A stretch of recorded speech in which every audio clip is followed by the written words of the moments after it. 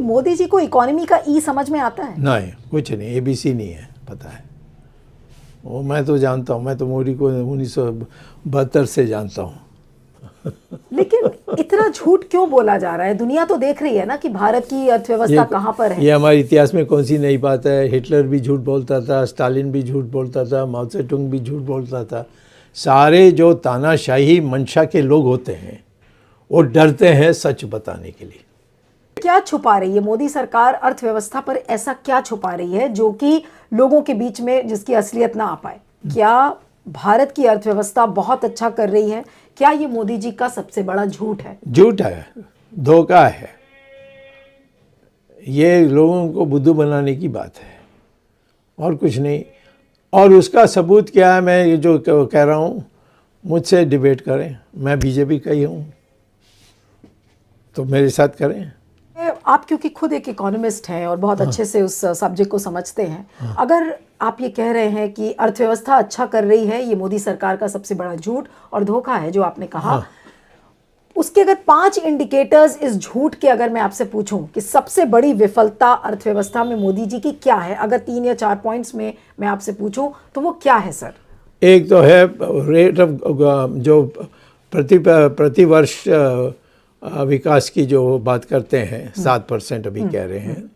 GDP growth, GDP वही उसी GDP के आधार पर वो 4% है, ये झूठ है। दूसरा है कि देश में बेरोजगारी कम हुई है, वो झूठ है। अभी देखिए जिस तरीके से राम मंदिर का उद्घाटन हुआ है, मोदी जी तो और पावरफुल हो गए, ऐसा लग रहा है कि पूरे देश के वो हिंदू राजा बन गए हैं। और अब ये तो आपके दिमाग में बनी है, मैं तो ये अनुभव नहीं कर रहा हूँ।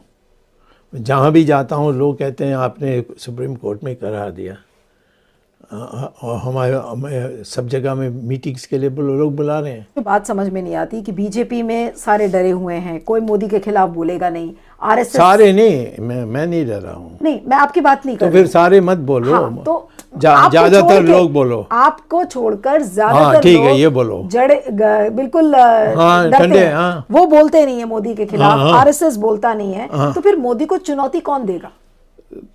बड़ा अत्याचारी कौन है, मोदी या इंदिरा गांधी?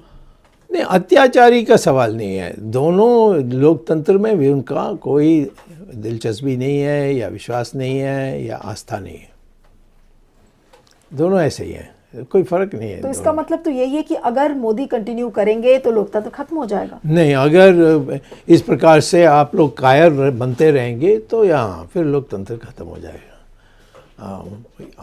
आपकी कायरता से ये लोकतंत्र आज खतरे में है। हाँ बिल्कुल, मोदी की मंशा, वो डरपोक है, चाइना से बहुत डरता है, उसका कारण है मैं अभी झूठ बोला। यानी कि आप कह रहे हैं कि मोदी सबसे बड़े गद्दार हैं? इस मामले में तो 100% गद्दार है।